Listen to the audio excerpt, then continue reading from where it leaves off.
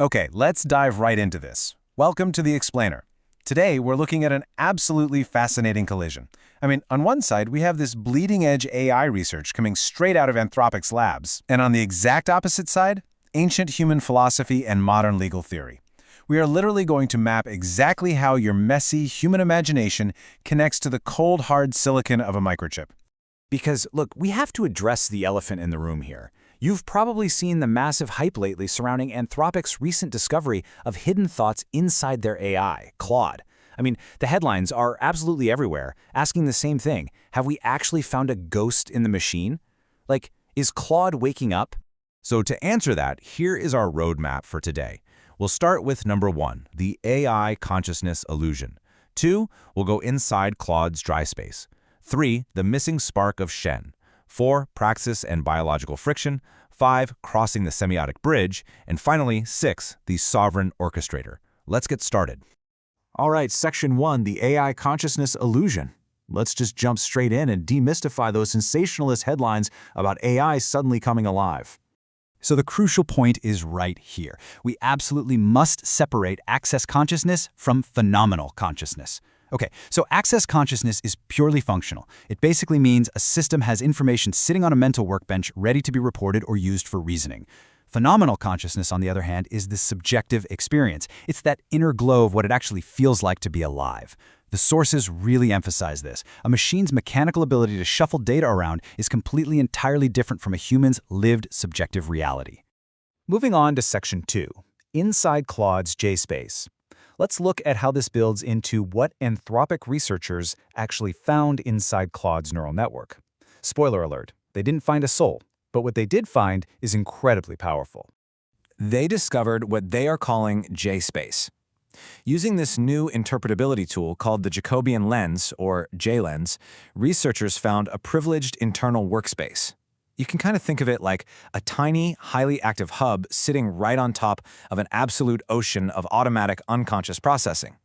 This is exactly where Claude holds verbalizable concepts. It's the words it's poised to say, or those hidden thoughts it uses to reason before it even types a single character on your screen. Now, what's really interesting about this is the highly specific, measured capabilities Anthropic documented in JSpace. Claude can give a verbal report of what's in there. It is subject to directed modulation, which is wild, meaning if researchers magically swap the concept of soccer to rugby inside the JSpace, Claude's typed answer instantly changes to match. It handles internal reasoning, it allows for flexible generalization across different tasks, and it's highly selective, meaning it really only engages during complex thought, not for, basic routine grammar checks.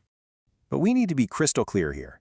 While JSpace allows Claude to silently recognize a prompt injection or maybe notice a bug in your code without actually saying it out loud, it absolutely does not mean the AI feels anything at all. It proves functional conscious access, not phenomenal consciousness. The machine is calculating, it is not experiencing. Which brings us to section 3, the missing spark of Shen.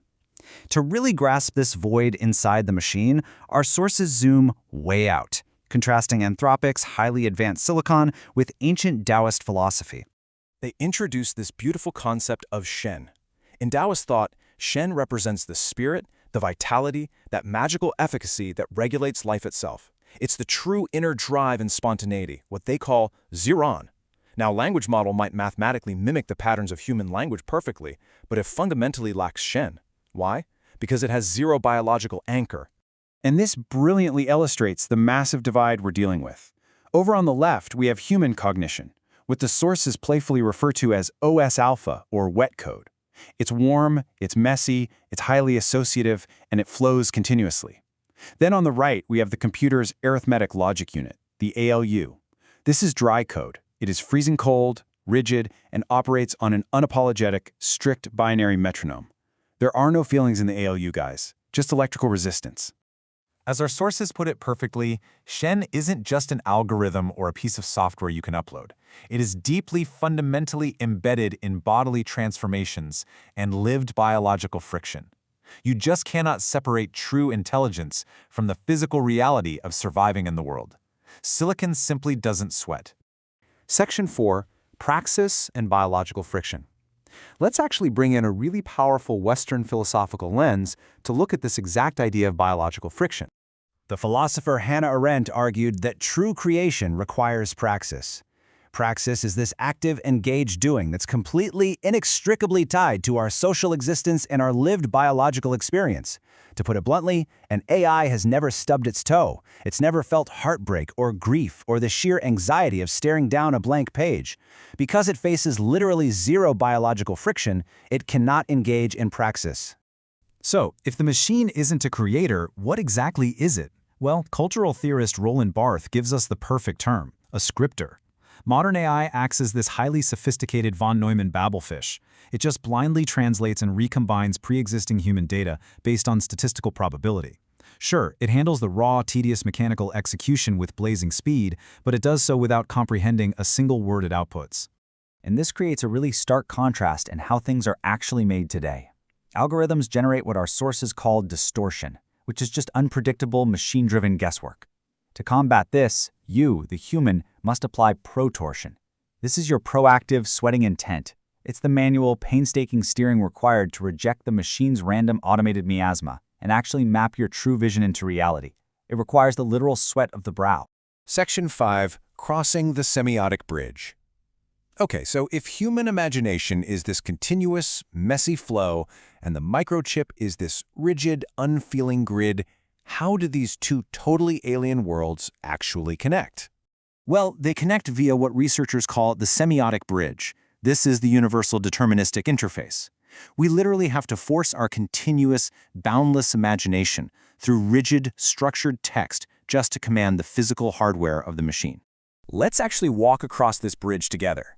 Step 1. At t-3 seconds, human intent initiates the overarching strategy in your mind. Step 2. At t-1, that messy thought gets formalized into the divine script, structured text or code, acting as the vital translator. And then step 3, at t0, that text triggers exact physical execution inside the ALU's silicon. Your abstract thought literally just became physical electricity. How cool is that? And finally, Section 6, the sovereign human orchestrator. Understanding this bridge forces us to completely redefine what it means to be a creator in the modern digital age.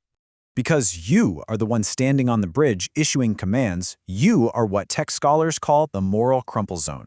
Just like the front of a car is designed to crush on impact to protect the cabin, human operators are intentionally positioned to absorb the legal liability of an algorithm's failure. If the AI hallucinates bad code or commits copyright infringement, the legal concept of agentic tort kicks in, and that means the machine doesn't go to jail, you do. But listen, this immense responsibility is actually profoundly empowering. You're no longer just a solitary originator, you are the sovereign algorithmic orchestrator. You surrender the tedious technical execution to the AI Babelfish, for sure, but you maintain complete rhetorical control. The AI is simply the deterministic brush, you remain the undeniable painter. The moral mandate belongs 100% to you. And you absolutely have to maintain that control because of this staggering number right here, 80 to 90%. Our sources highlight that this represents the percentage of modern AI compute cycles that are just probabilistic, hardware-level approximations.